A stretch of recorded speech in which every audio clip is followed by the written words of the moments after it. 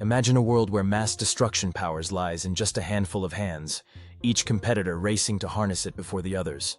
This power, released by splitting or fusing atoms, has shaped global tensions and alliances in ways that often sound like fiction come to life.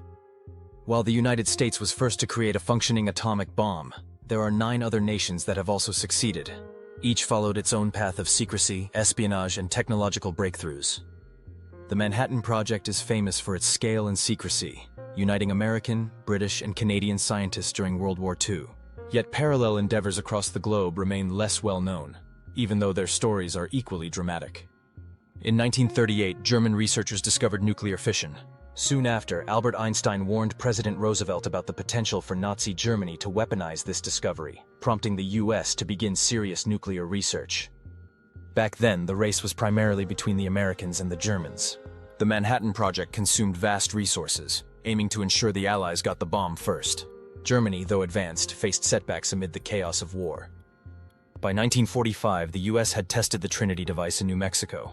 President Truman learned of its success during the Potsdam Conference with Stalin and Churchill, a moment that ushered in a new era of power politics. Truman told Stalin about a new weapon to be used against Japan, unaware that Soviet spies were already embedded in the Manhattan Project. Stalin feigned surprise, but was inwardly enraged the Americans had beaten him to it. A few weeks later, the US dropped atomic bombs on Hiroshima and Nagasaki, forcing Japan's surrender.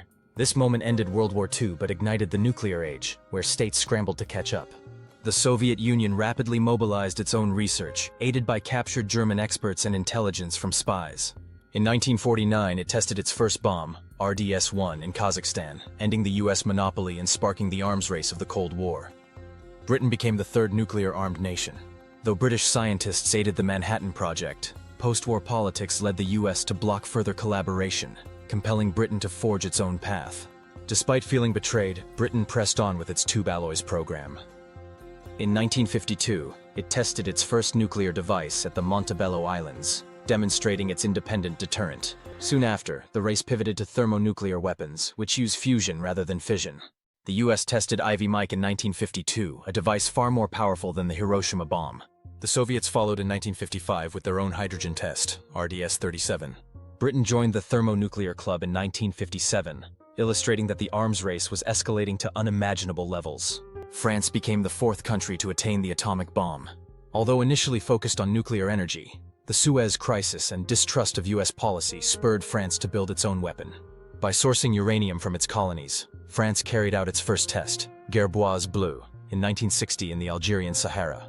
Later in 1968, France also tested a hydrogen bomb, further securing its role as a major power. China, under Mao Zedong, embarked on a nuclear program with early Soviet assistance. However, ideological rifts led the Soviets to pull support, forcing China to work independently. Despite hardship from internal turmoil, China detonated its first atomic bomb in 1964 at Lop Nur. Remarkably, just 32 months later, it tested a hydrogen device faster than any other nation. Israel's nuclear program is shrouded in secrecy. While never officially acknowledged, it's widely believed Israel became the 6th nuclear-armed state, constructing a reactor in the Negev desert with French help. When President Kennedy demanded inspections, Israel delayed and arranged tours that concealed actual activities. Over time, US pressure diminished, and by the late 1960s, many suspected Israel already had the bomb. A technician named Mordecai Vanunu later revealed photos and documentation, confirming suspicions about Israel's nuclear capacity. Abducted and jailed, his story underscored Israel's resolve to hide its arsenal. India's journey to nuclear weapons was driven by fears of China and Pakistan. After losing a border skirmish with China in 1962, India quietly advanced its weapons research under the guise of peaceful nuclear energy. In 1974, India tested its first device, Smiling Buddha, claiming it to be a peaceful blast. Global condemnation followed, but India didn't fully weaponize until decades later. By the late 1990s, rising regional tensions prompted India to conduct multiple tests in 1998, solidifying its nuclear weapons program. Soon after, its neighbor and rival Pakistan followed suit. Pakistan, reeling from the loss of East Pakistan in 1971, was determined to match India. Abdul Qadir Khan's alleged theft of Dutch centrifuge designs accelerated the Pakistani program. China also offered support, fueling a rapid path to success. By 1998, mere weeks after India's tests, Pakistan detonated several devices in the Chagai Hills, becoming the 9th nuclear-armed country. While India promises no first use, Pakistan's doctrine allows it to strike preemptively. This stance has deterred India from larger military actions in various crises, illustrating the potency of nuclear threats. South Africa stands out as the only nation to build nuclear weapons and later dismantle them. With abundant uranium resources, it initially supplied fuel to other programs before deciding to develop its own arsenal.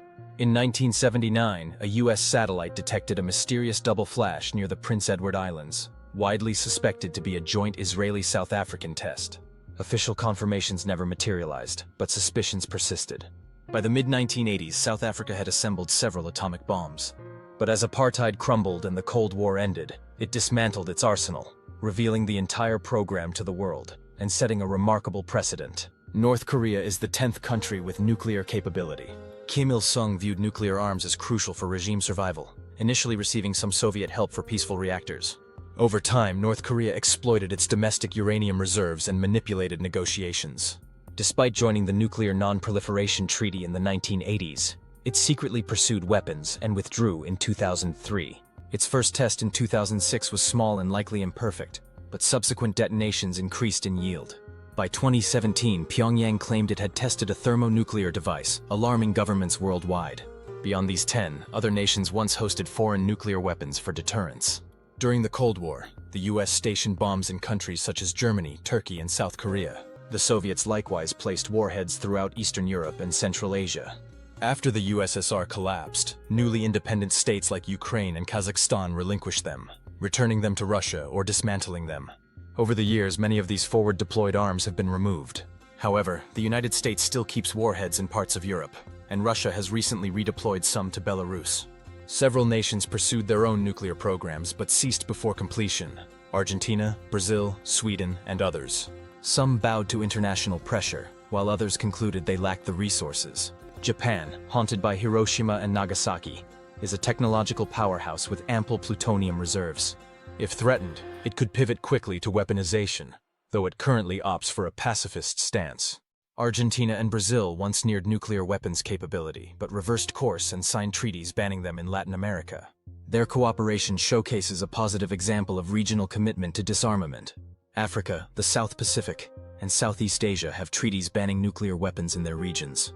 Still, nuclear-armed submarines roam international waters, making complete isolation from these weapons impossible. Ballistic missile submarines serve as the ultimate backstop. Even if a nation's land-based systems are destroyed, submarines can launch a retaliatory strike from hidden locations, ensuring mutual annihilation remains on the table. Testing nukes in secret is difficult. Even the smallest blasts can be detected through seismic stations and satellites. The 1979 Vela incident demonstrated how a distant explosion can stir global suspicion. In 2023, a tiny submersible implosion in the Atlantic was picked up by acoustic sensors, showing the sensitivity of modern detection methods. Concealing a nuclear test today is harder than ever. With 10 recognized nuclear powers, it remains unclear if more nations will join them. Shifts in geopolitics or security concerns can suddenly accelerate covert programs, as history has shown. Russia's current posture in Eastern Europe has revived fears of nuclear engagement, prompting questions about whether old notions of mutual deterrence still hold. Modern detection networks make secrecy harder, but determined nations may bypass oversight. Past examples of clandestine programs prove that where there is will, there is often a way. As technology advances, new challenges arise. Stealthier weapons, potential cyber breaches, and more unpredictable leaders all add layers of uncertainty. Technological leaps also raise alarms about hackable missile systems or AI-driven conflicts. The interplay between nuclear arms and cutting-edge tech keeps experts on edge. Many governments that attempt to proliferate face sanctions, diplomatic isolation, or even military interventions. Yet for regimes that feel threatened, nuclear arms promise a powerful deterrent. Real-world tensions highlight these risks. Ongoing disputes between North and South Korea, as well as India and Pakistan, repeatedly flirt with nuclear brinkmanship, reminding us that these weapons are more than theoretical. Russia's recent actions in Ukraine have once again stirred fears about the use of nuclear arms. Each flare-up forces the world to revisit the logic of deterrence. New flare-ups constantly test global restraint. Whether it's a crisis on the Korean Peninsula or a standoff elsewhere, nuclear options always lurk in the background of diplomatic talks. Building a nuclear weapon isn't easy, but it's no longer unthinkable for nations with enough resources. The knowledge is out there, and the materials can sometimes be obtained despite strict regulations. That reality pushes the international community to maintain vigilance. Treaties such as the Non-Proliferation Treaty, test ban agreements, and inspection regimes are only as effective as the willingness of states to comply. Where does this leave us? The future is uncertain. Some argue that more nuclear states lead to a stable deadlock, while others fear each new arsenal multiplies the risk of accidental or intentional war. Each generation wrestles with the legacy of August 1945. The atomic bomb changed warfare forever, granting nations a doomsday weapon that shapes every major conflict, even if it's never fired. Understanding how the 10 nuclear-armed states reached this point helps us grasp why other countries might follow. The pursuit of security, prestige, and deterrence forms a familiar pattern. The risk persists so long as nuclear arsenals exist. Still, diplomatic successes like South Africa's disarmament and regional nuclear-free zones show that caution and cooperation can prevail. Ultimately, the saga of nuclear weapons is more than a historical footnote. It's a living narrative, influencing policy decisions that ripple across every corner of the globe. If we are to avert future catastrophes, we must remember how we arrived here. Through desperation, fear, and ambition. Lessons of the past can guide us away from repeating mistakes. For now, these 10 countries hold an immense responsibility.